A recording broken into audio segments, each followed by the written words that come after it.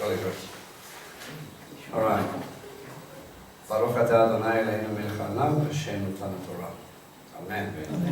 Blessed are you, Lord God, King of the universe, who gives the Torah of truth and the good news of salvation to his people Israel and to all the people through his Son Yeshua the Messiah, Lord. Amen. Okay. So I'm expecting a little bit of fun today. There's been a fair amount of testing that's been going on while preparing this message, including realizing that my notes were left behind at work, so I had to redo them very quickly, about 10 minutes this morning. So let's hope I remember everything. So I'm going to be expecting some revelation, I think. Nothing like being led by the Spirit.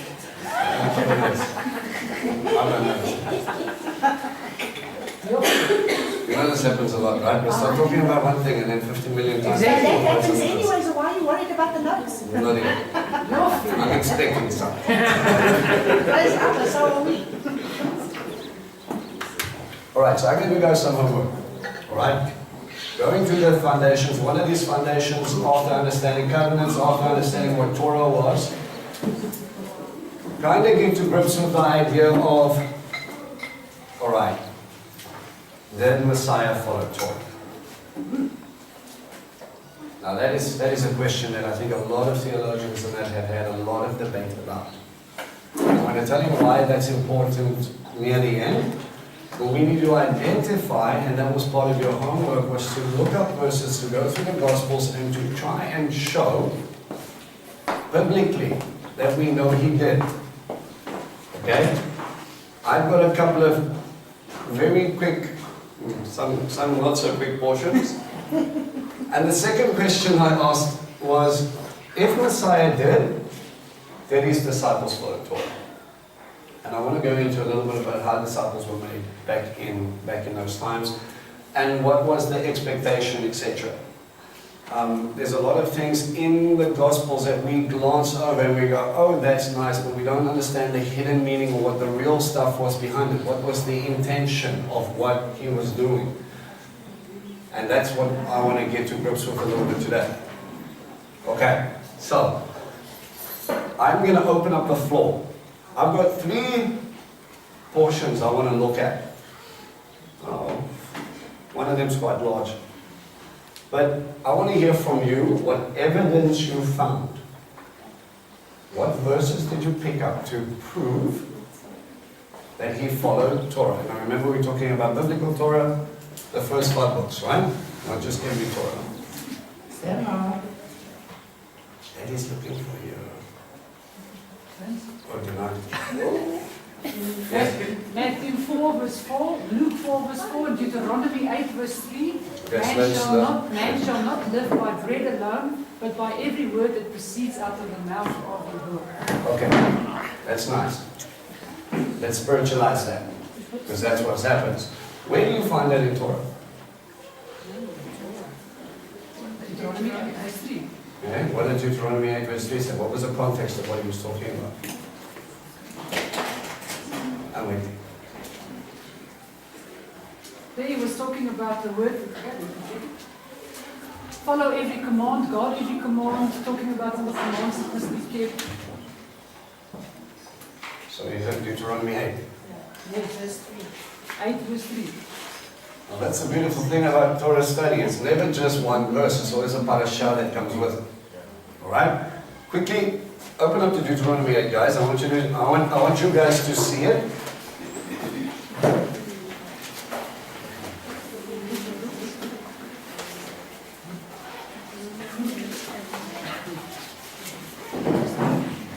Okay? The portion is Ekev, which means because. It starts from 7:12 to 11.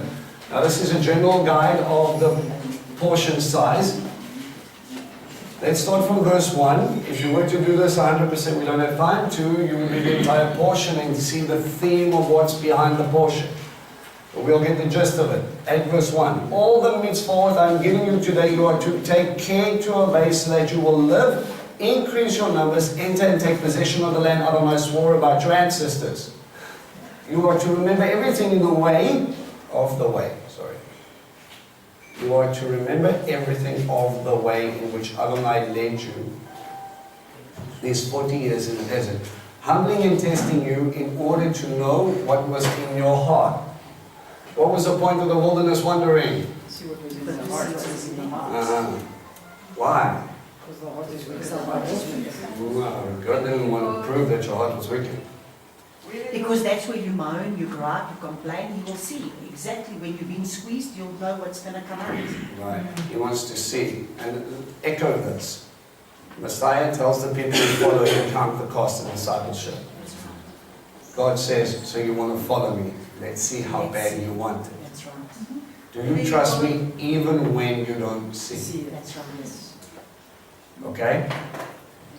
Whether you would obey his mitzvah or not. Yes, Lord, I want to be a Talmid, I want to be like you, I want to emulate you, I want to do all those nice things. Okay, here's your opportunity, be like me. Isn't that normally the place where we start going from sheep into goats? But I don't want it. Right? He humbled you, allowing you to become hungry, and then fed you with manna or man, which neither you nor your ancestors have ever known, to make you understand that a person does not live by food alone, but on everything that comes from the mouth of Adonai.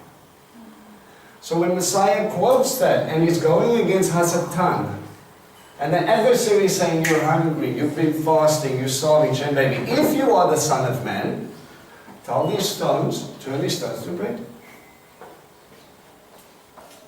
And he says, dude, you don't understand life until you understand the mitzvah of God.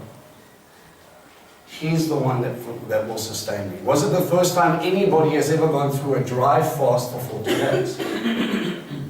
Scripture. Who else is that?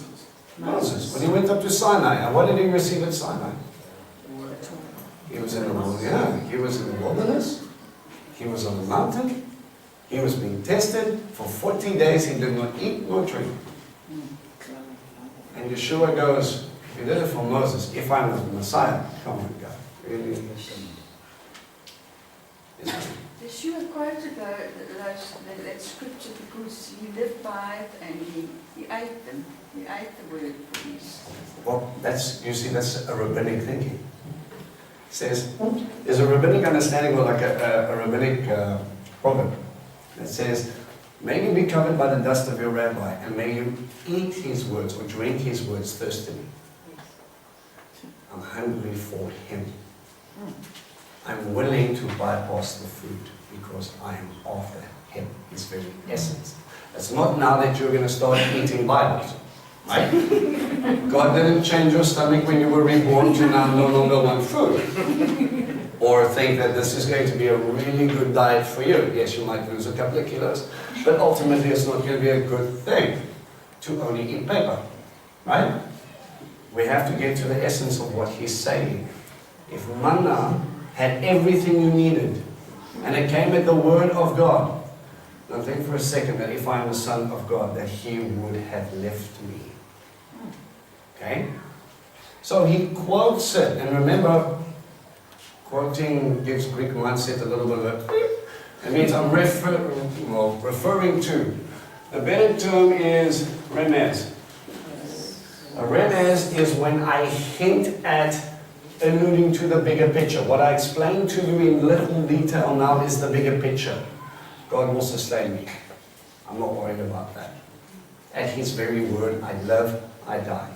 But I'm after him, not you. Okay? So he alludes back to it.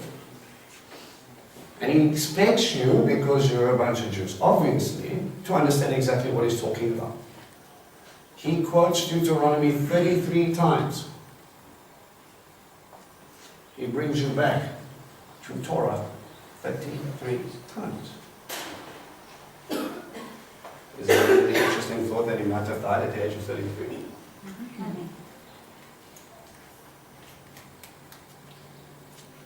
Okay. So he focuses on his word. Another example of how he followed Torah. Anybody, okay? Shut the door. Romans 6 verses 1 to 2. No. Stick to the Gospels first. Okay, sorry. Matthew. 55:17. Oh, there we go. Matthew 5. Thank you, Yeah, sir. Matthew 5. This is going to bring us back. I'm going to go Matthew 5 to 7. What was our New Testament reference here, Monty? Matthew 4:4 and Luke 4:4. Matthew 4 is fine. Okay, guys, they're going to be parallel because obviously they call it the Synoptic Gospels. The first 3 Gospels are very similar, but from 3 different viewpoints. You guys know the difference? Okay? Matthew, disciple, not disciple. Where did Matthew come from?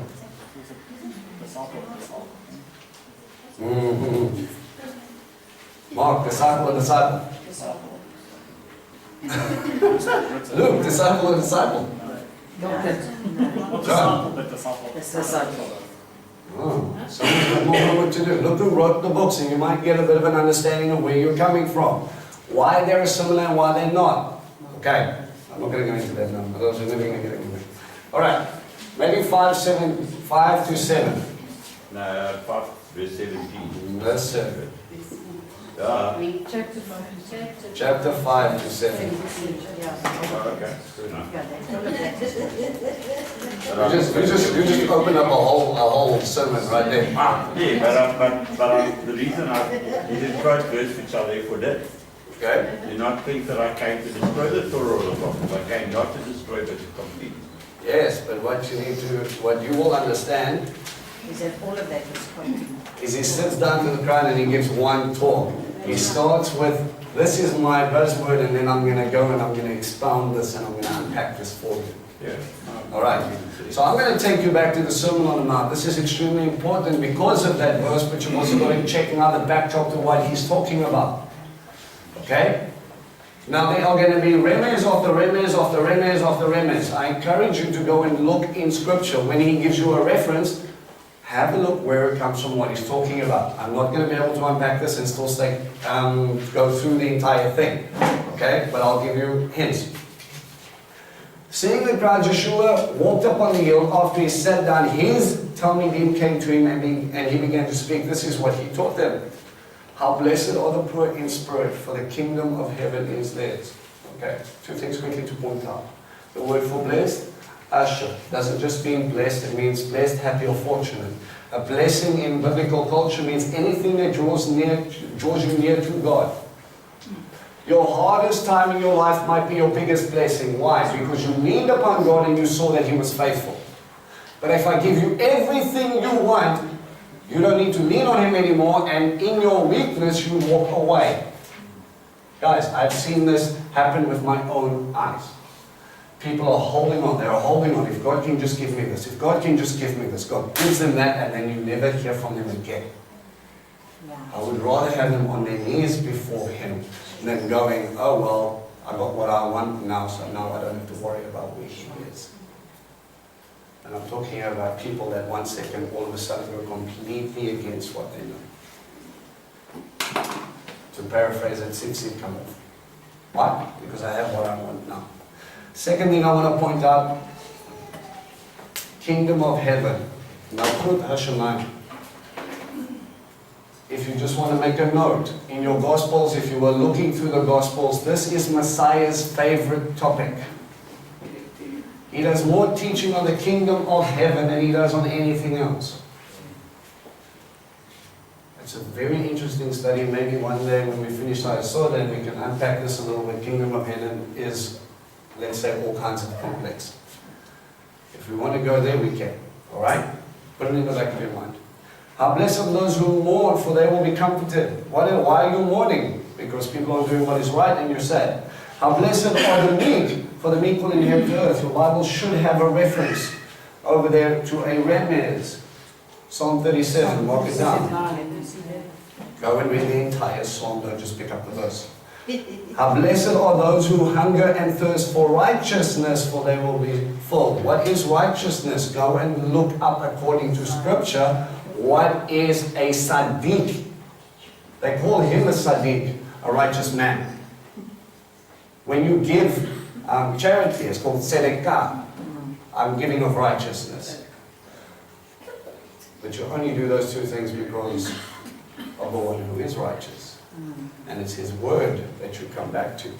How blessed are those who show mercy, for those will be shown mercy. Who is merciful? Goes back into Torah. How blessed are those who are pure in heart, for they will see God. Psalm 24. Go and check. How blessed are those who make peace, for they will be called sons of God. How blessed are those who are persecuted because they pursue righteousness, for the kingdom of heaven is theirs. You're so focused on Abba that you don't care what man thinks. How blessed are those when people insult you and persecute you and tell you all kinds of vicious lies about you because you follow me. Rejoice, be glad, because your reward in heaven is great. They persecuted the prophets before you the same way. Now there's a nice verse that you don't often hear in churches. Become a disciple and expect to be persecuted. Where does prosperity fit into this idea? Doesn't really, so therefore we don't understand it, so therefore we do not apply it. We understand that God is loving and He is good and He wants to bless you. He does. But there are times when the blessing allows you to go through a wilderness to be able to get closer to Him, so that when He might, that's up to Him, help you maybe financially, because that's pretty much how modern day people understand blessing. If He does, you don't lose focus on who gave it to you and what's it for. Guys, if you get a little bit of extra money, don't pat yourself on the back and say it was all you. God gave you extra money and He says, all right, what are we doing with it? That's right. It comes down to one thing. It's about extending your table. It's about bringing people in to show them who He is. Abraham had servants. He made his servants dig wells. Wells brought water. Water brought people. People got a testimony about where the water came from. Okay? You don't hear about Abraham sitting there counting his gold pieces. He's like, what's all this for if it's not for a descendant who's going to serve? What's the point? Okay? It's about reflecting Him. You're the salt of the land, for if salt becomes tasteless, how can it be made salty again? What the heck is with the salt? You've got to go back and look at the salt covenant with the Levites, and you've got to understand that it's actually about loyalty.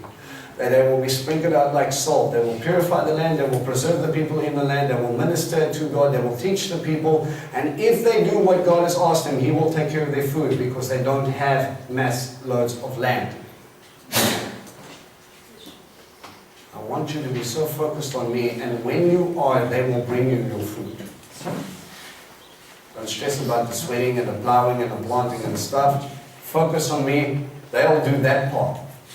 I will bless it. And when they bring it up, we will eat together. So, remember the prophecies of the words, I think it was in Joshua, and Torah also talks about, correct me if I'm wrong here, that you will reap where you didn't sow. You will go into cities you did not build. That's right. It's amazing that the Levites get inheritances that they never had to really work for. Okay. It is no longer good for anything except to be thrown out for the people who have trampled on. So if you forget your loyalty, you forget why you're here, you forget what you're supposed to be doing, salt is useless. You are a light for the world. A town built on a hill cannot be hidden. A light, lamp. Does any of your translations say lamp there? All say light. We've got two illustrations with that. Number one, a menorah means light. Okay? Menorah. Menorah in Hebrew means lamp. So any light is a menorah. But there is only one menorah in the temple. Okay? The specific design is temple. The specific design is about the seven spirits of Abba. Okay? It's about pure righteousness because it's the only piece made out of pure gold. It has oil in it, which is what you use to anoint people. Mashiach is called the Anointed One. And the little wicks that were used were priestly garments that became soiled, they could no longer become clean. So the light shines in connection with the Mashiach through a sacrifice. But it all stems from righteousness. It all stems from Him. But those things also become unclean, those garments become unclean through blood. Because the way the garments become soiled was through blood. So therefore the blood, the soiling is actually blood. So there's another layer on there too. Why the term, why the light bearing? Yes. That sacrifice. Yes. Okay. So that is what's going to bring light. And if He lifts you up to a time both on a hill cannot be hidden. Likewise, when people light a lamp in menorah, they don't cover it with a bulb or put it on a lampstand, for it shines for everyone in the house. If you don't shine, people don't see. People don't see filth in corners if it's all dark. People do not see sin unless you shine your light. What an example. Once you choose to stop living in the world does not want you around. Why? Because you keep on reminding them of all the stupid stuff they're doing. I've shared with you plenty of times. I've turned into my friend's mother instead of their drinking partner. You've got to go home now. You've had enough. Your children and your wife are waiting for you. Vincent doesn't get invited out much anymore. Okay? In the same way, let your light shine before people, so that they may see the good things you do and praise your Father in heaven. The point of the light shining is not for you. It is to reflect Him. It is His name that's on you that they're going to give glory to. That's how it should work. We just need to understand something very quickly here. People today, we have these ideas that people give for giving's sake. Okay? And we have unbelievers who give and who act godly and are loving people out there. And if people go, but they're what? Well, you know, that surely they will go to heaven because they're godly people, without knowing God. And I scratch my head a little bit, because, you know, if you don't want to be where God is, what's the point of going? Okay? First problem. Second problem is, why do you give? Why do people generally go and help other people? Because it makes them feel good. It's an intrinsic thing. Oh, I'm such a nice person. But if I give to honor my King, who am I reflecting? Thank you so much. Don't thank me. God bless, love you, bye. And you become a vehicle for someone else to see an obedient person who reflects his Father.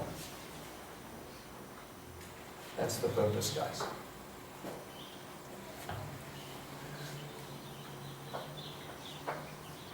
Verse 17. Don't think that I've come to abolish the Torah or the prophets. Now, this word abolish, break down, nullify, do away with. I did not come to do that. But yet, somehow, because of twisting Paul's writings, many people say that he did. Now, I'm going to point this out, because you don't have to know Paul inside and out to be able to counter a Pauline doctrine.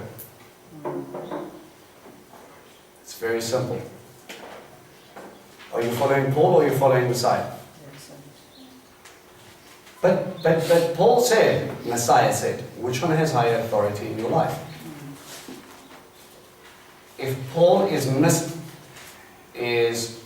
contradictory to what Messiah, or saying stuff contradictory to what Messiah said, then he becomes a false prophet or a false teacher. He should be stoned. I'm not saying he is. They've twisted it. They've never taken the time to understand it. We have Messianic people who refuse to read Paul's writings because they have not studied him. I'm going to prove to you today, God willing, using 2 portions that will tell you exactly the opposite of what people teach.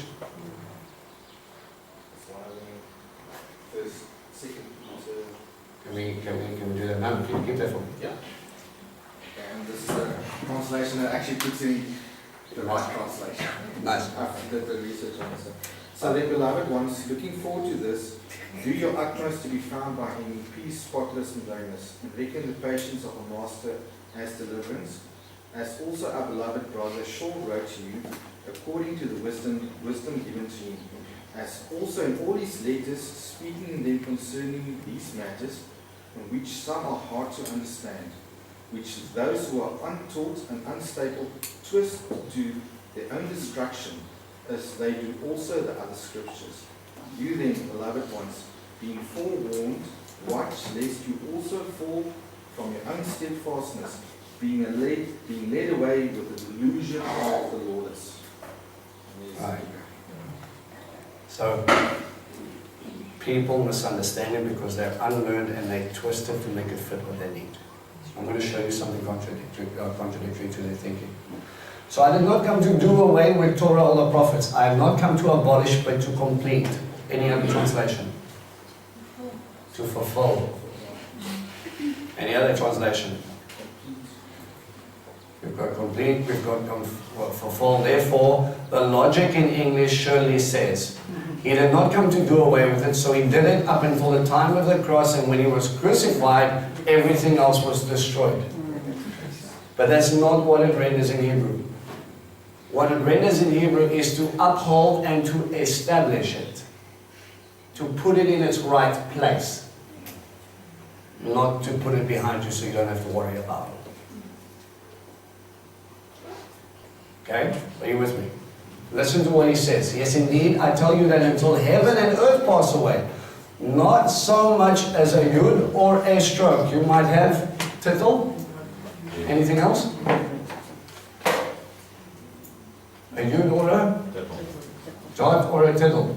Okay? Now, it's very simple. The yud is the smallest letter in Hebrew. It's that.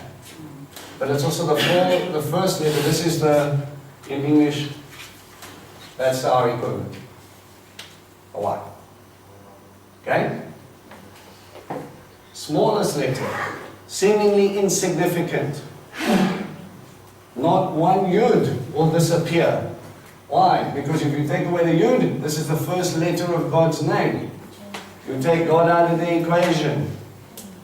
If you nullify His Torah, His instruction, you nullify Him. I'm not brave enough.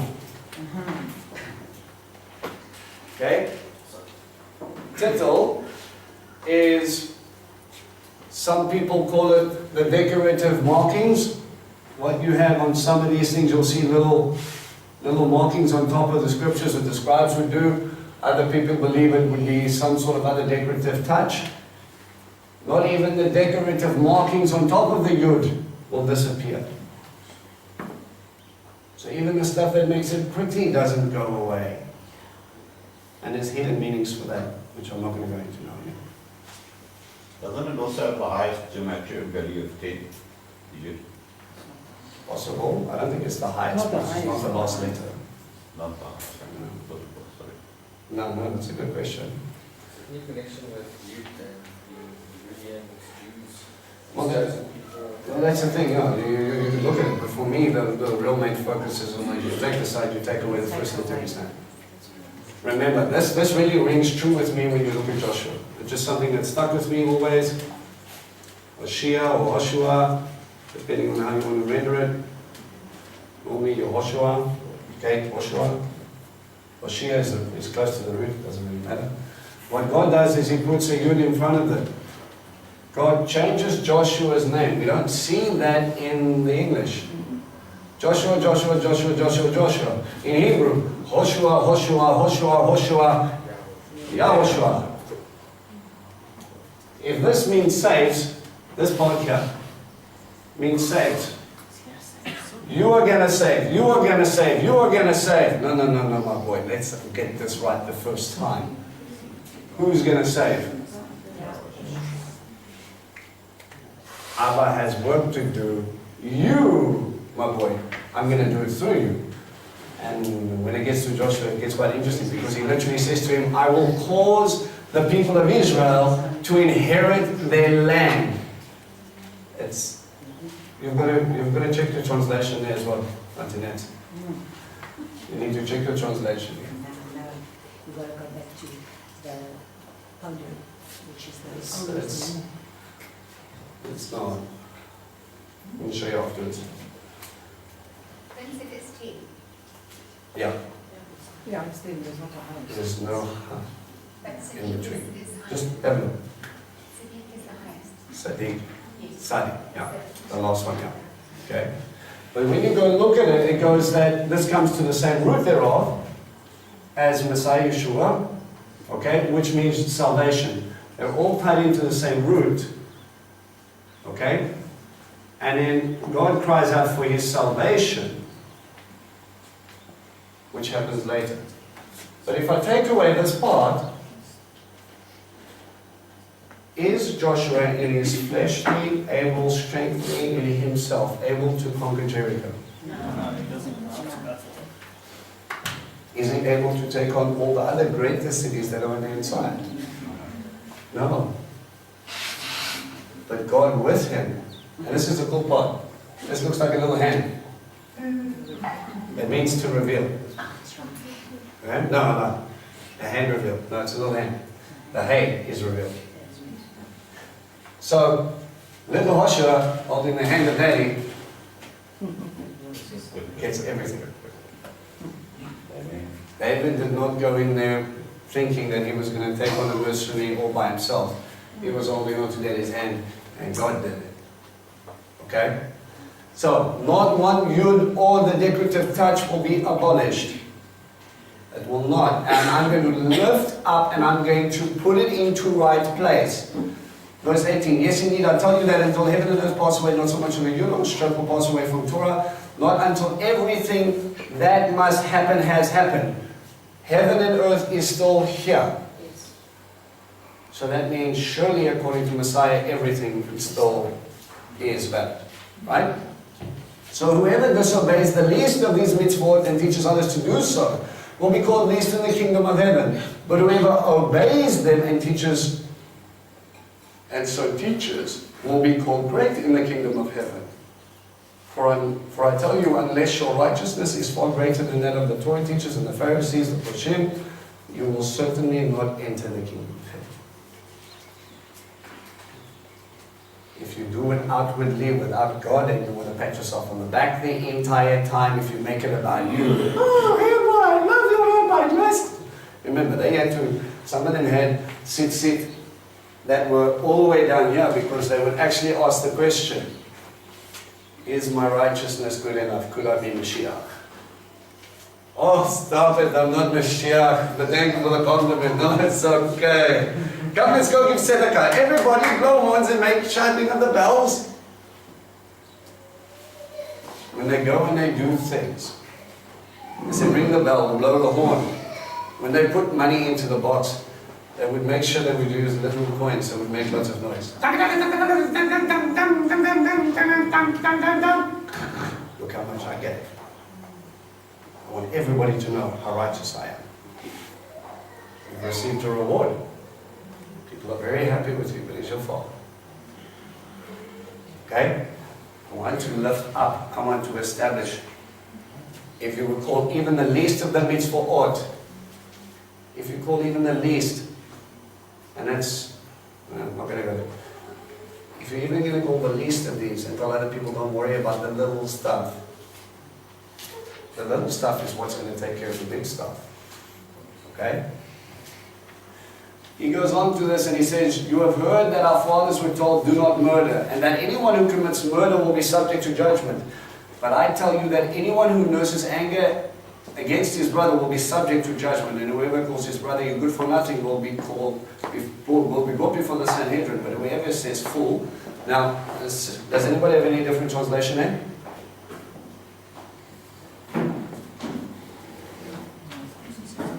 Fool. Sometimes they use a Hebrew word. Raka. Okay? So how many of you people have ever called anybody a fool? Think of book. So you don't get to heaven? Is that what he said? Uncle Gron? But I say to you that whoever is wrath with his brother without a cause Or you nurse hate. Whatever your reason. The thing is, when he talks about this, he's not challenging, do not commit murder. Every one of us in every church here and every synagogue here will agree that murder is wrong. No one's going to nullify that mitzvah. But Messiah challenges their interpretation of the word. He says there's something wrong with inside of you. Remember last week we spoke about taking out your stony heart and putting in a heart of flesh. That's part of the new covenant. Right? Because in this time what they were doing was saying, well, I haven't killed him, so I'm fine, but I hate him. And Messiah looks at them. He, God, who knows the heart of man. Deuteronomy 8, he tested their heart. Challenges their interpretation, and he says, well, what good is it if you nurse hate? How long will it take before you commit murder? Guys, it's a slippery slope. Eve looked at the fruit, thought about it, and then acted on it. How many of you realize that your thoughts lead to action? That which you focus on will lead to your hands and your feet. Now you can focus on all the bad stuff. How long will it take? Well, he's got a really nice TV, but he's not a nice guy. And he's given me the house keys because I have to feed his dogs. And I know he's got insurance. He's a really rich man. And we really are struggling. We don't have bread. How long do you think it's going to take for you to convince yourself that it's okay for someone to just make their TV disappear so you can get some money? And then you're going to justify it and go, well, if we didn't do that, we were going to starve, so we had to. Where was God in that entire conversation? Where was your faith in whatever? He's going to put a TV. Yeah, and Shane, he's going to get a nice TV and say, yeah, oh, come, there's new models up. Your thoughts, what you fixate on, what you focus on becomes your reality. You focus on the world, you're going to be fixated on the world. You focus on God, you're going to be heavenly minded. Okay. Matthew 6:22. The lamp of the body is the eye. If therefore your eye is good, all your body shall be enlightened. But if your eye is evil, all your body shall be darkened. If then the light that is within you is darkness, how great is that darkness? Yeah, you know what it means to have a good eye in you. What does it mean? You give to charity? Giving. It means that you're a giving person. If you have a good eye, that doesn't mean you can see like an eagle. That means you are generous. Nice translation problem, huh? You are generous. You give with the right heart. You are helping people because you want them to be blessed. You want them to be looked after. You want them to be clothed. Why? Because God loves them and you need to as well. For God so loved the whole world. Not for God so loved my people and those guys. That didn't work for Jonah. That's what I'm saying. There is no them and us.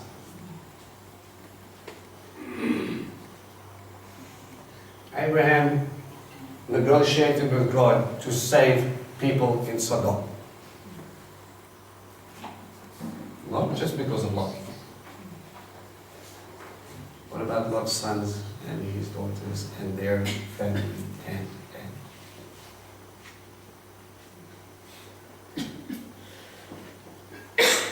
guys, we'll go on, going on, and I want to encourage you to read this. He's not challenging the mitzvah. He's challenging their heart and the interpretation of mitzvah. Because if you interpret something wrong, it leads to wrong conduct. If you get the mitzvah wrong, you act on it wrong. Twisting Paul's letters will draw a line in the sand and make it seem as if you don't have to worry about any of this other stuff. You are no longer under the law. So sleep around, commit adultery, shoot some people, and you'll still go to heaven. Everybody okay with that? Boss. Yeah. Some people have had some very, I'm not going to mention his name, but he's quite cheeky. He's got lots of chutzpah when he likes to get into discussions, and when he comes across people that say, we're no longer under the law, and he will challenge, and at times he's talking to pastors, no, he's very stoked, so please understand. I'm not agreeing with what he's saying, but he gets very quickly down to the point. So he says, all right, then can I sleep with your wife? Dare you say that? How can you say that? So you say that's not a good thing to do. No, of course not, but you're under the law. Well, the word says don't commit adultery, right? Do you agree? Yes, I do. But how can you be under the law and not under the law? I don't understand. Help me understand your point, please. You see how cheeky he gets. But it's straight in, and it gets him to think about these bigger topics, like it's okay, I can shoot somebody now. No, you can't shoot somebody, but am I under the law, am I not under the law? You're confusing me, help me understand. Yeah. Get to the point. Very much so. Doesn't pull any punches. Problem is, you can see between his eyes, he starts to laugh internally. That I'm still trying to work out. With love, my boy, with love. Massage the temple lobe. Okay? But ultimately it comes down to the big stuff. Not necessarily. Not necessarily. At times, in the Greek, remember it's namas. Namas could be any type of law, which gets us into trouble. But in many times in Romans, he says, I see two laws within me. One, the perfect law of God, which I want to achieve, and the other one, which is the law of sin and death. And he says, every time I know which one I want to choose, but sometimes he doesn't. And then he still goes on to say, this is Paul we're talking about, right? He says, who will save me, this wretched creature who I am? I know what I should do, but sometimes I just don't, and I end up doing the wrong stuff, and I can't fathom inside of me, because there's a sin nature inside of him that he's still struggling to overcome. Remember, I'm gonna give you a little picture with Paul a little bit later as well. Him and Messiah were not against oral tradition. They weren't. I'm going to prove that to you in a bit. But when oral tradition supersedes God's instruction, that's when the hammer comes out and he starts to challenge them. This is what's going on here. He's challenging their heart. Later he's going to challenge other people's interpretations on their mitzvah. And he says, you nullify God's by keeping man's. Who do you serve? Okay? So we need to be clear on what he's doing. Right? So Matthew 5, 6, and 7 is an entire thing on you have heard it said, you have heard it said, you have heard it said. You have this Torah, what are you doing with it? Apparently not the right stuff. Do we have any other reference to show that he was talking about Torah? Uncle Jeff.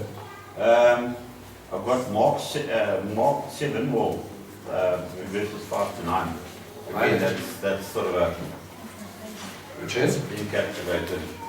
Let's get to that, sorry. Mark 7, verse 5 to 9. Mm-hmm. Talking about the traditions of the elders. Yeah. Okay. What are we doing? Then the Pharisees and the scribes asked him, why do your taught ones not walk according to the tradition of the elders, but eat bread with unwashed hands? And he answered and said to them, well, did Yeshua prophesy concerning you hypocrites, as it has been written? Those people respect me with their lips, but their heart is far from me. And in vain do they worship me, teaching the commands of men. Forsaking the command of Elohim, you hold fast the command, the tradition of men. And he said, well, do you set aside the command of Elohim in order to guard your tradition? You guys get that? Remember, they taught at the time, and you'll see it today when you go to Israel, that unless you wash your hands 3 times up to the wrist on the other side, anything you touch has become unclean. You can't just rinse it once. 3 times. If you do them 2.5, whatever you touch has become unclean. No way in Torah will you find that. No way. God said, wash your clothes before you arrive at Mount Sinai. He's worried about, as you're focusing on the outside, you should be focusing on the inside. He gives you a physical thing to teach you spiritual proof. And then you go to this point, and then they go, no, you touched wheat with unwashed hands, therefore you defiled the wheat. I thought wheat was clean. How can you say that's now unclean? But you didn't wash your hands.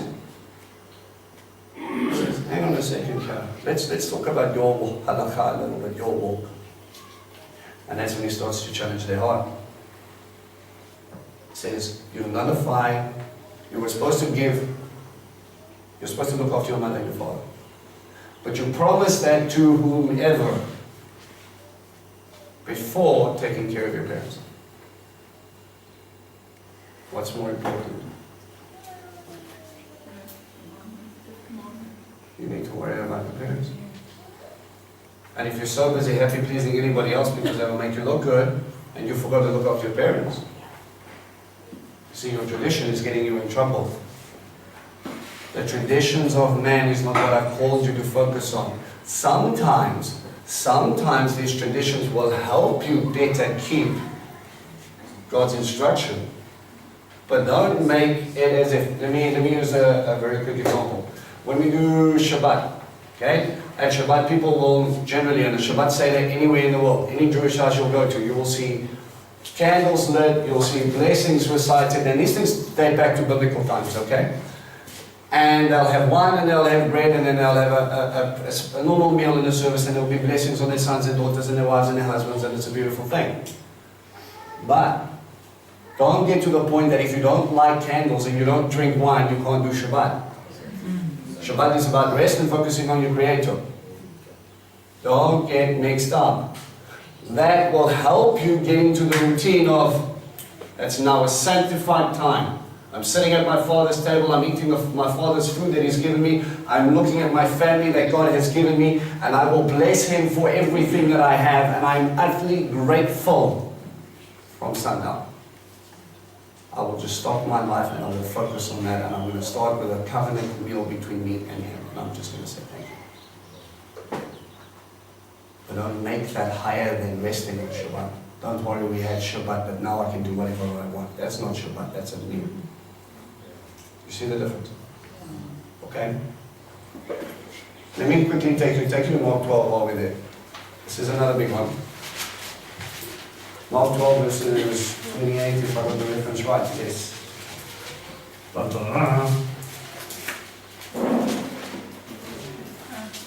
Mark 12 verse 28. One of the Torah teachers came up and heard him engaged in the discussion. Seeing that Yeshua answered them well, he asked him, which is the most important mitzvah of them all? What is the most important instruction? Yeshua answered, the most important is, hear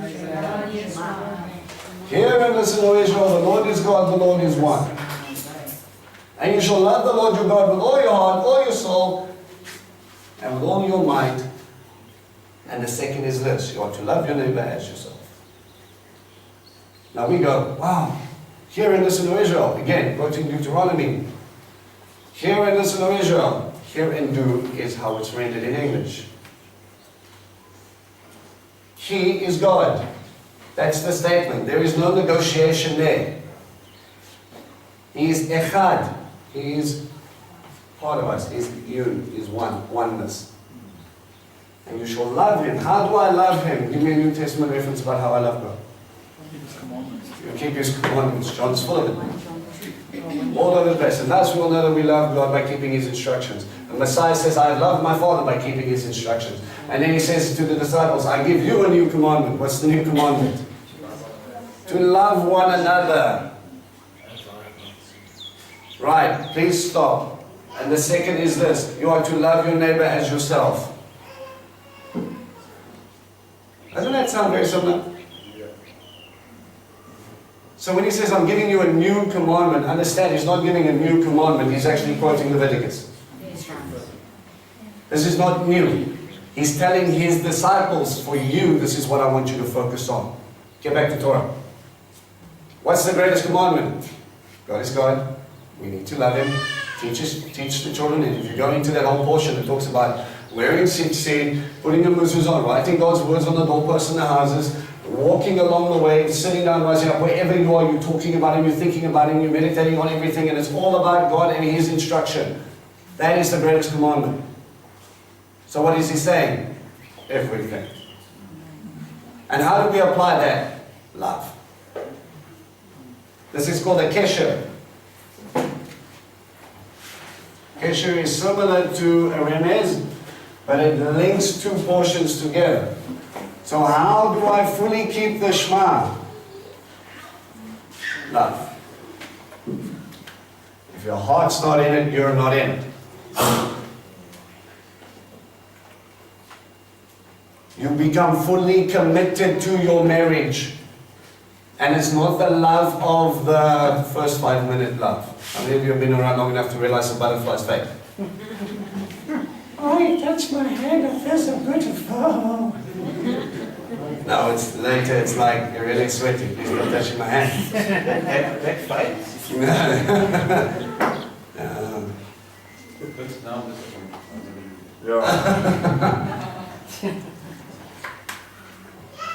And sometimes you've been around marriage long enough to realize that there are times where it's tough. But it is your commitment to the person and to the institution and to your God that keeps you there. And I stand there and I might not be happy right now, but I know in 2 months I'm gonna be. We might be having a disagreement right now, but I'm committed to this. I'm committed to you. People don't understand the word commitment anymore. They don't understand covenant anymore. Break covenant, covenant breaks you. Let me help you understand it. Think back of any divorced people you know. How hurt, how lonely, how broken they were. Because part of them is missing, even though they struggled with that part. So when you walk away from Abba, don't think for a second that his heart's not breaking. Yes. Where's your commitment? Is it there to death?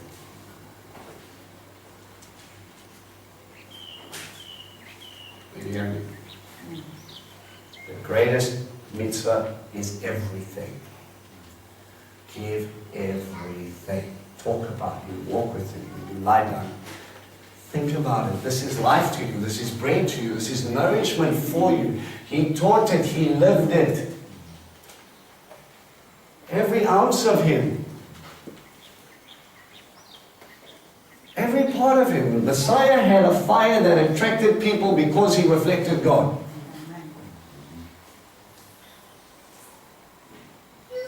This is going to bring me to my next point. Sorry, Vince, I just wanted to say that what you said there, actually there's a verse in Colossians 3, verse 17. It says, and whatever you do in word or deed, do all in the name of the Lord Yeshua, giving thanks to God for everything. In everything. I want to bring you to the next point. They found him blameless. Remember, time and time in Gospels, if you look through the word, you saw that they had to bring false accusations. They tried to trap him. They tried to get him to do stuff. What do you think they were using to try and bring against him? Had to be Torah. Had to be. Because how do I nullify you as someone that's important? I show you breaking Torah. How do I know that? Deuteronomy 13. Go and read the portion. How do I identify a false prophet? How do I identify a false witness? If he does not, he can do signs and wonders. But if he tells you to go and serve another God, if he tells you a different Torah, remember, the greatest commandment is God is God. It links up with the first commandment. And if that becomes something else, if he's not following God in his fullness, in perfection, if he's not doing it, he cannot be Messiah. But he was not only found blameless by the high priest and the Levites and all. It was a corrupt society, okay? And everybody else that tried to test him. But even Pontius Pilate said, I find no fault with this man. He was declared blameless not only by the Jew but the Gentile as well.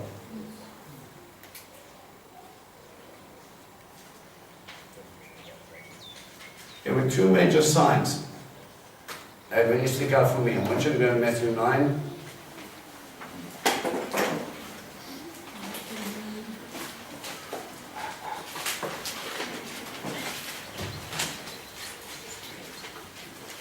Matthew 9 verse 20. I just want to see if it's the same.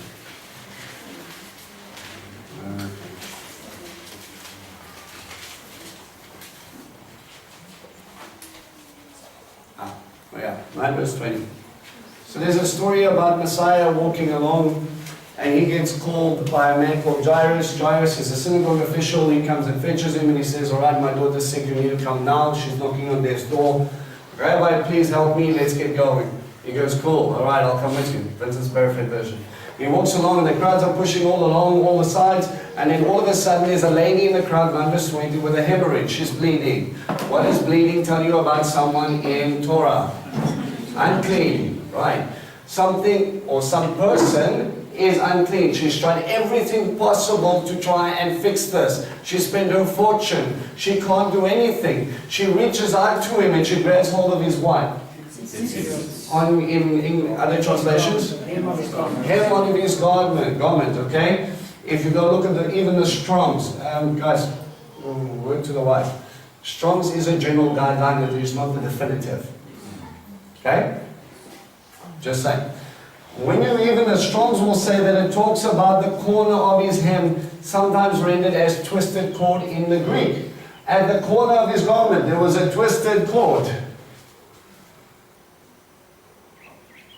He kept Torah because it was an instruction that he was to wear tzitzit. Otherwise, rendered in English as tassels or fringes. Right. Now we have a tradition today that we get tied in a specific way. The tradition might have been slightly different, it might have been lower. That's not all that much important. The point is what is represented. Why was tzitzit given? So that you can see and you could remember what to do. Because Eve saw and she didn't remember. So I'm going to give you something to remind you every day. And she saw this remembrance of God. Remember, unclean woman cannot go to temple. She cannot pray. When she can pray, but she can't go in temple and pray. You're a Jew. It's Pesach. You want to go up. You can't.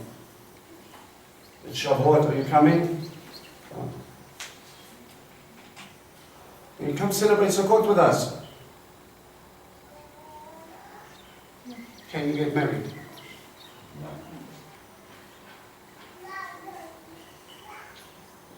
Abba, where are you? How can I not worship you in the way you've instructed me? How? Where are you? Surely this rabbi will know. And she reaches out and she grabs his tzitzit. And he says, power's gone out of me. The disciples are like, what are you talking about? These people are pushing us all over the place, and now you say, who touched me? And he stopped and he saw her. She didn't grab onto cloth, she grabbed onto every fiber of who Abba was, and she said, yes. And here's the kicker. The synagogue official comes to Jairus and he says, your daughter's gone, don't worry about the rabbi. Now Yeshua's already raised someone from the dead before this. So what's the problem? He's now unclean. He's unclean, he's going to have to go out, he's going to have to mikvah, he can only really come in tomorrow. I don't know if he can do that. Just let's accept the fact that God wants this little one's gone. But it's the other way around when it comes to Messiah. He touches a leper and the leper becomes clean, Messiah still stays clean. He's the offering that purifies. And he brings these people back and he goes, don't worry about it, just keep on going, dude, I got you. And they walk in and he chases everybody out except for 1 or 2, and then he goes, all right, get up. And there she rises and she gives him back to her. Listen to me. The miracles are linked. He gave a daughter back to her father, and he gave a daughter back to her father.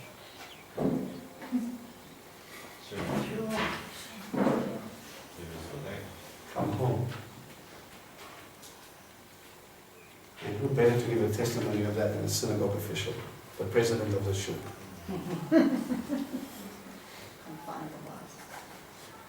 He hits the head between the eyes. How can I turn back from this man? He must be someone appointed of God.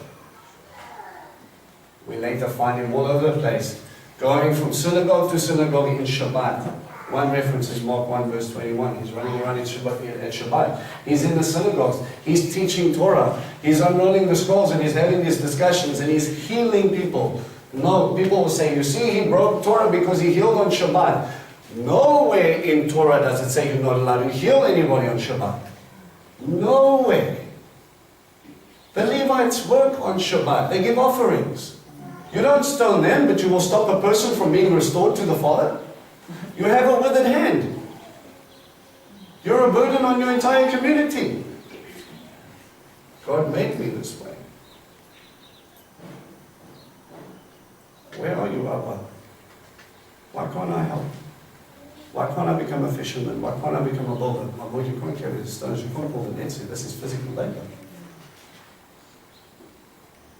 But how will I eat? That's the community's response. Let them. You can help where you can, but let's just face it, you're not going to be able to contribute the way you want. It's quite interesting to see that so many miracles are done on the Sabbath. Specifically in the synagogue to show people where's your focus. What is the whole point of keeping the Sabbath? Is to be spending time with the Lord and doing good, helping. Focus on the Creator. To restore relationships back to the Creator. And in a little synagogue, well, it's a fairly big one in Capernaum. A man's heart was restored when his hand was restored. I can go up to them, I can go up and I can praise you. And I can do so with a full heart because you have brought me back. You want to say something? Yeah, it's quite interesting. They're accusing him of healing the sick on the Shabbat, but they are planning to kill him on the Shabbat. Yeah, it's a little bit of a little skewed perceptions, right? Like, we have no problem trapping this guy and wanting to kill him. Why? Because he helped somebody. The heart of stone is real. But I promise you, understand where these guys are coming from. I do not envy their position, and I'm not saying they're right. But if a man stood before you and said he was the Messiah, how many times would you test him? Are you sure? Are you sure? Maybe it was a magic trick. I don't know. I don't envy their position, but their hearts were all types of wrong. If these guys were supposed to be a light, a lamp into the world, if they were supposed to be teaching Torah to the nations, guys, God said safeguard them, keep them safe, as in make sure that I hold them close. But if I'm a light unto the nations, if anybody's going to hear about my God, it's through my actions and through my mouth. And that's going to bring me to, you know what? Can I just interject? Yes, please. If Messiah, why would Messiah wear tzitzis if he didn't uphold the Torah? Exactly. He would nullify himself, and that was exactly my point to another guy. Masters in theology. Very clever man. He knew a lot about his Bible. And he said, Messiah never was sincere. I took him to that passage and I said, look in your Strongs. What does that say? If he did not wear tzitzit, he would be disregarding God's instruction, and therefore he wouldn't be blameless. You've just nullified him as Messiah because of Deuteronomy 13. He had to keep all the laws to show that he was not against his father. Okay? He had to walk in the ways because God put the test already there before. Now I'm gonna switch this around quickly. Because we're talking about this, and this is just the way it works, I'm going to come back to the disciples a little bit afterwards. I want to ask you a question. Why was he in the Galilee? We read in, what was it? Matthew 4 verse 23. Quickly go there. Let me set the stage for what was actually there, and we can look for the next.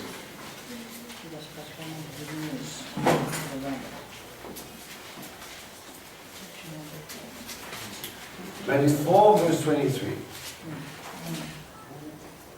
What do you have?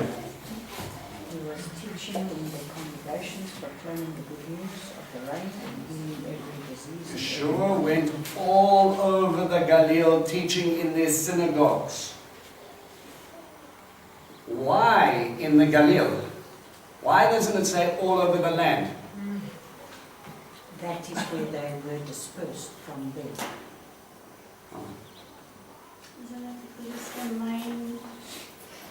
You There were main roads running through Jerusalem via Morris. There were main roads running through one, but the Galilee was a disciple-making place. They were considered the pious, the dati. These people that stayed in the Galilee in synagogues were extremely passionate about God's instruction. They separated themselves. They studied hard. You have more synagogues around every town in the Galilee than we find anywhere else. You go from ancient synagogue to ancient synagogue to ancient synagogue. We have mikvahs, ritual cleansing baths, in front of certain synagogues. They took their stuff seriously, but this was discipleship-making town. Now, I want to show you something here that we don't read about in our Bible, but this ethic goes back. I'm reading from a book called Pirkei Avot. Okay, Pirkei Avot means the wisdom of our fathers. Chapter 1, verse 1. Moses received the Torah from Sinai and gave it to Joshua. Joshua gave it to the elders, and the elders to the prophets, and the prophets gave it to the men of the great assembly, the Sanhedrin, the 70 elders. They, the men of the great assembly, will always say these three things. Be cautious in judgment, establish many disciples, and make a safe defense around Torah.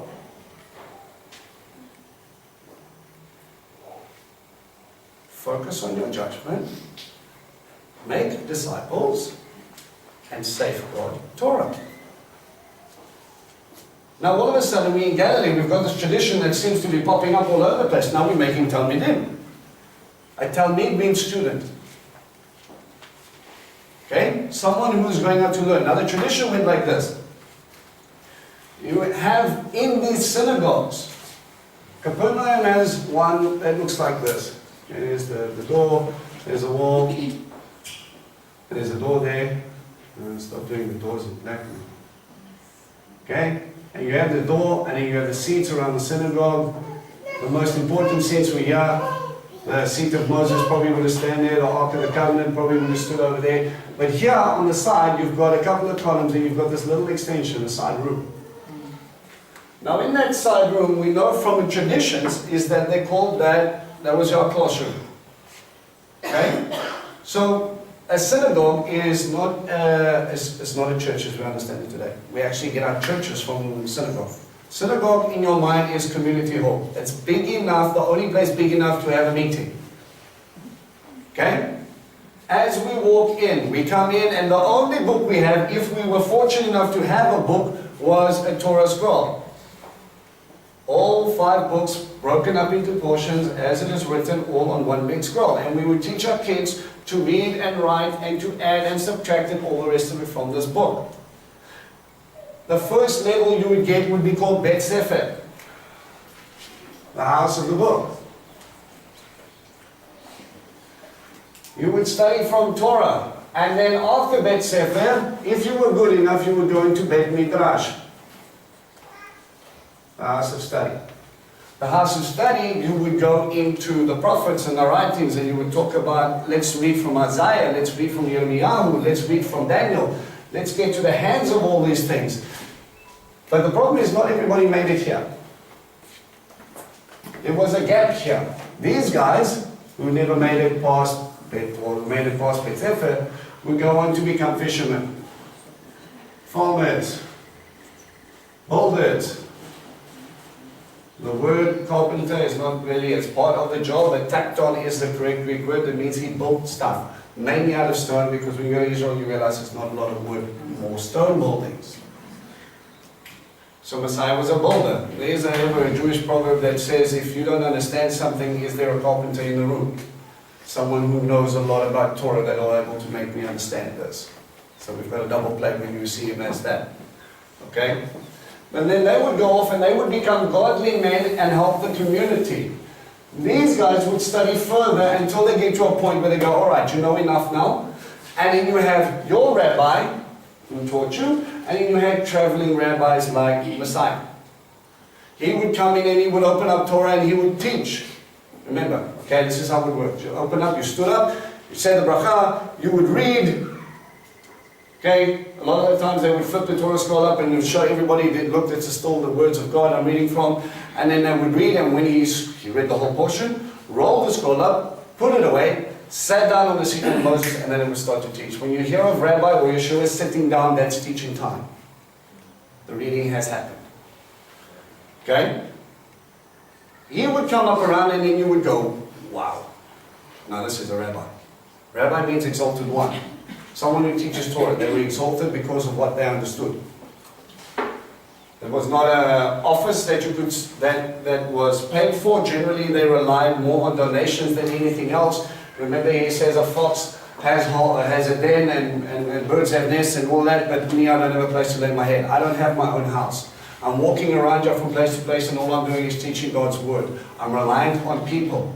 And he comes out, and he would teach, and you would go, well, now that's a rabbi, right? And then as a disciple, or want to be a disciple, I would go up to him if I wanted to be like Yeshua. I would come up to him, or Rabbi Hillel, or whatever. There were two schools that we know was pre-Yeshua's time. I'll mention them now quickly. One was called Bet Hillel. I think it was like this. And the other one was Bet Shammai. We have lots of interesting little stories between these two. One was a very big grunt, and the other one was full of love. Stories for another time. They would go up to this rabbi saying, now it was Hillel, and then they would go, can I follow you? The rabbi would go talk to your rabbi. He would go talk to your parents. He would ask you questions. He would test you. He would watch your halakha, how you walk. He might stay there and go, okay. If he thought you had what it takes, he would say, Lech achorai, come and walk after me. And he would take that disciple, or normally a very close-knit group, and he would walk with them and teach them for 7 years. 7 years you walk away from your family, 7 years you walk away from your home, 7 years you walk away from everything. And you go and you study the man. How do you pray? Where do you sleep? How do you interpret this? Do you think it's good to do this? Etc., etc., etc., etc. And I study him. After 7 years, you would say, I can't teach you anymore, now go and make your own disciples. Messiah comes in and he flips the whole paradigm all over the place. He's in the Galilee looking for Talmidim, for his disciples. He walks up to fishermen and tax collectors and he goes, hey, Lech achorai. But my rabbi says I wasn't good enough.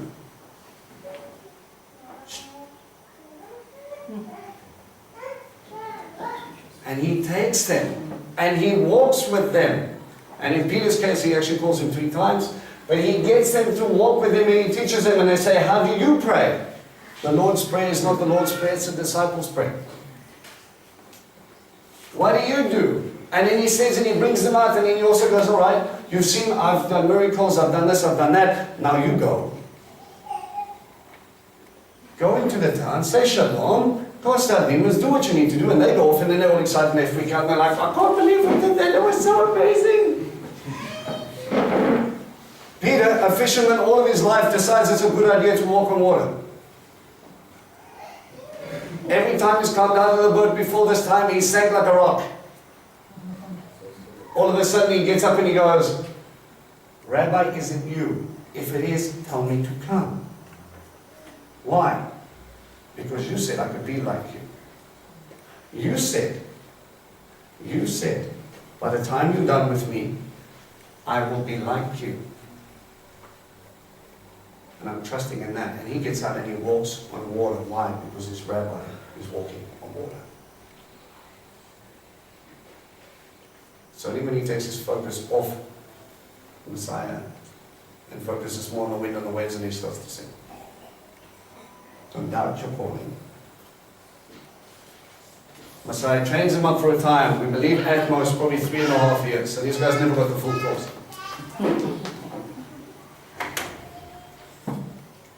He dies. He's resurrected. And he meets with them and he takes them for 40 days thereafter and he teaches them. And I want you to jump to Matthew 28 quickly.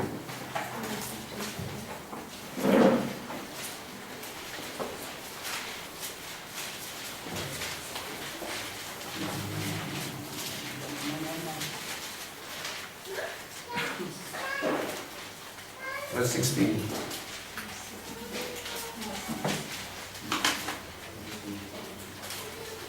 No, 19, let's go to 19. I'll read from 16, but go from 19. Remember, all of this happened in Jerusalem, right? He meets him there, they come down to the tomb, he has meetings with there, some of the guys go up to the Galilee. He has this moment and he gets everybody back to the Galilee, right?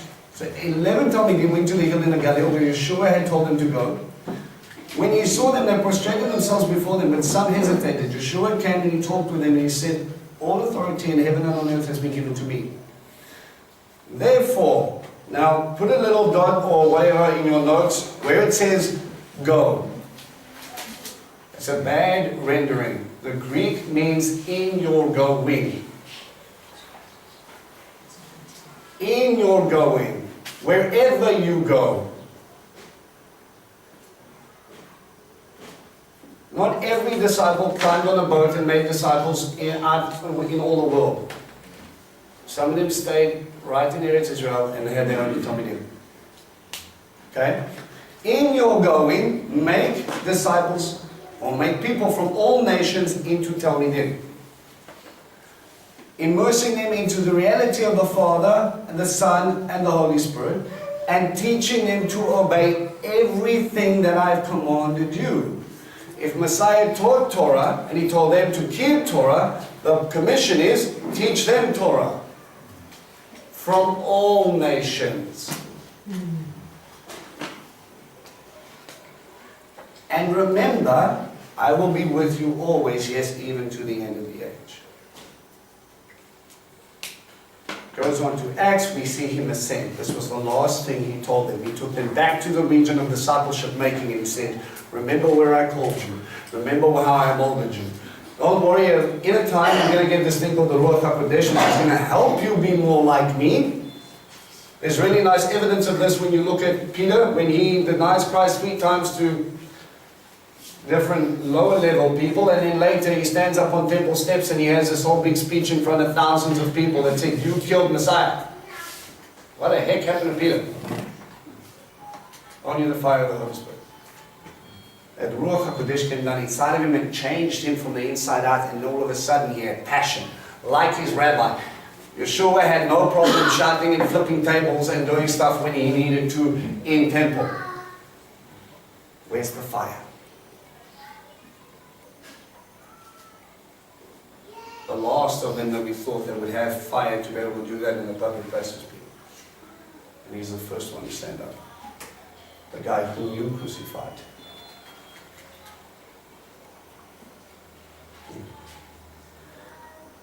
Mark down Ephesians 5 verse 1 for me.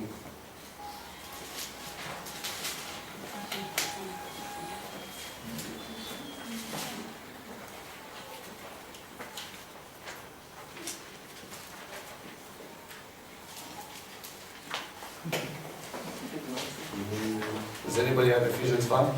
Yeah. Alright, read Ephesians 5 verse 1. Therefore be imitators of God as dear children, and walk in love as Christ also has loved us and given himself for us. Mimic him. This one says become. Become him. The word there, he's actually using a play on the theatrical term of miming. Okay, mimitai, in Greek. He uses what they know. Become like him. Copy him. In the Gospels, I don't have them in this note, but I've got it in the other. It says, whoever is in Messiah needs to walk as Messiah walked. And there's another verse that it says, a student, a Talmid, is not above his teacher, his rabbi. But it is enough that he becomes like his teacher, his rabbi. The essence of it all is to become like him. And our basis for it all is if he did it, we should be doing it. I study the Gospels and I study Torah to better understand my rabbi. If I understand my rabbi, I can better walk out and follow him. If I can follow him, God willing, through the power of the Ruach HaKodesh, I can mimic Him. And if I mimic Him, I can bring people to salvation through Him, and I can get people back home where they need to be. I want to expand the kingdom of heaven because that was His business, that becomes my business. I teach to that end. But as I've told you guys many before, the reason this fellowship exists is to make disciples. Why? Because I took my mitzvah. The last thing He said, very seriously.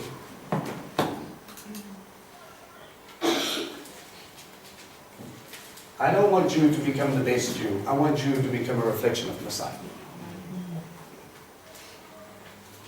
And the only gift I have that He flows through me is I can explain and I can teach, and my halakha should, people, attest to that fact, is that we walk out the way He does. I want to give you another New Testament scripture, James 1. Now this is Yaakov, what we could call the stepbrother or the brother of Messiah. James 1 verse 22.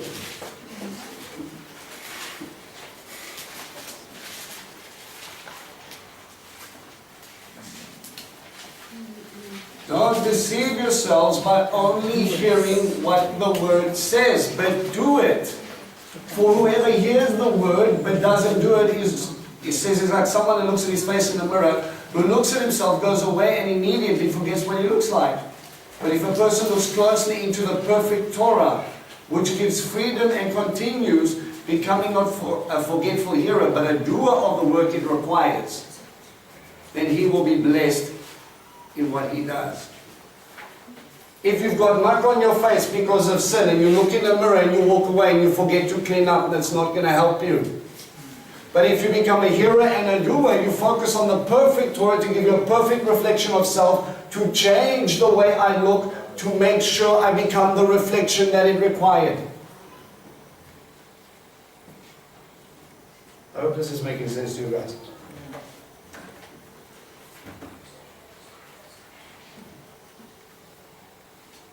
The last thing I want to leave you with is ultimately your calling is to not become the best Christian or the best Judaizer or the whatever you want to call yourself. Judaizer is a bad word.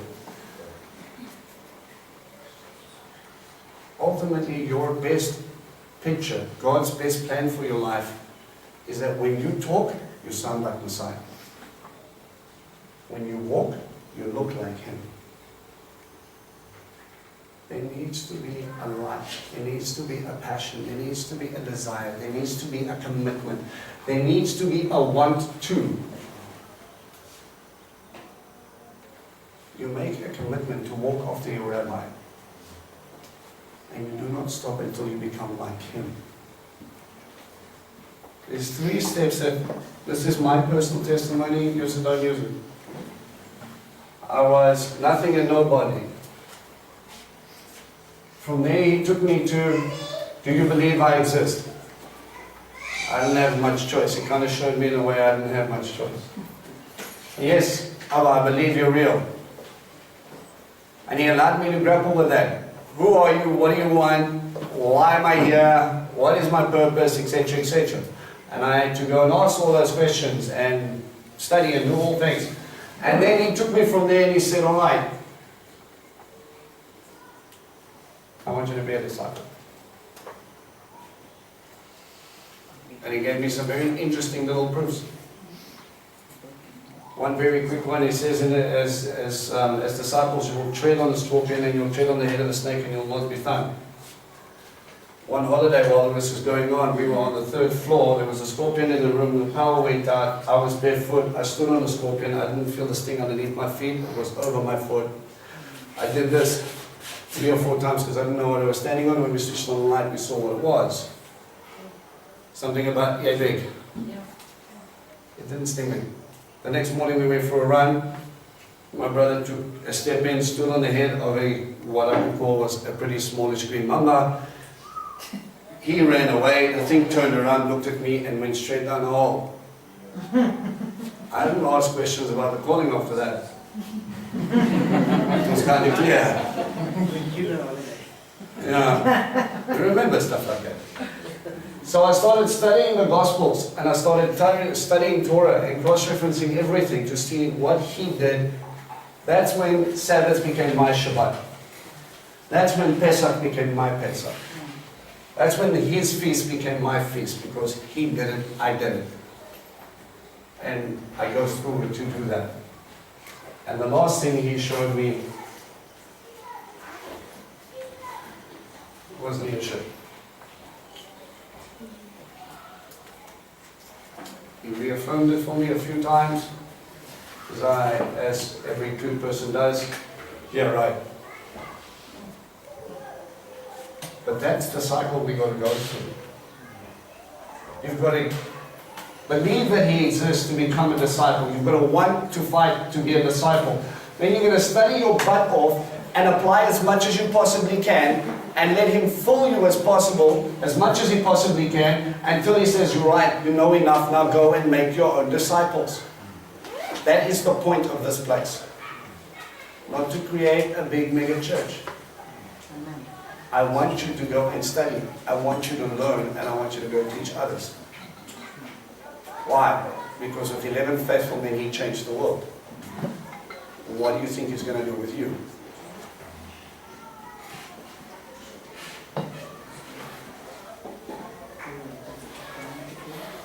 This is your calling, should you accept it. But let me remind you here, I want you to go pray pretty hard about this.